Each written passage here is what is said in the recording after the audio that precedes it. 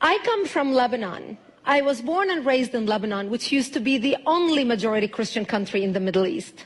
We were open-minded, we were fair, we were tolerant, we were multicultural. We prided ourselves in our multiculturalism. We had open border policy. We welcomed everyone to come to our country because we wanted to share with them the westernization which we had created in the heart of the Arabic world.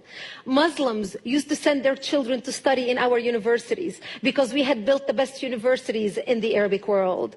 They graduated and worked in our economy because we had built the best economy in the Middle East, even though we did not have any oil.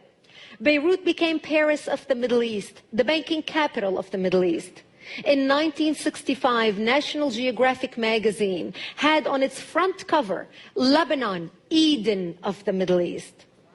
Unfortunately, all this began to change as the years went by. See, we got our independence in the early 40s. But by the 60s and 70s, the Christians had become the minority and the Muslims had become the majority in Lebanon.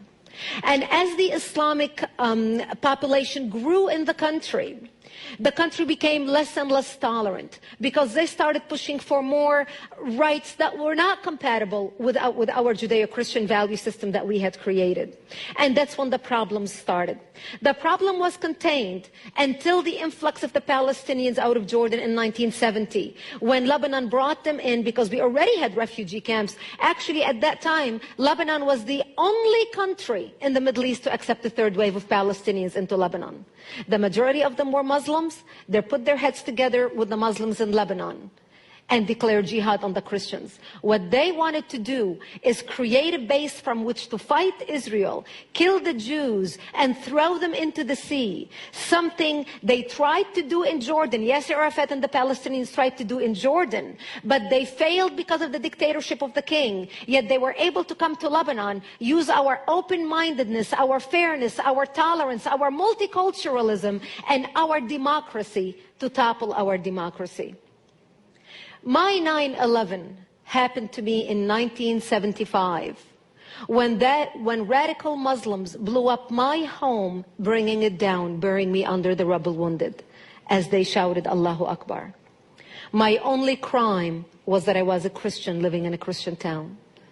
I ended up in a hospital for 2.5 months.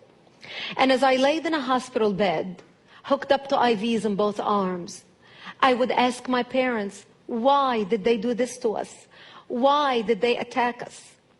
And my father would tell me, because we are Christians, the Muslims consider us infidels and they want to kill us.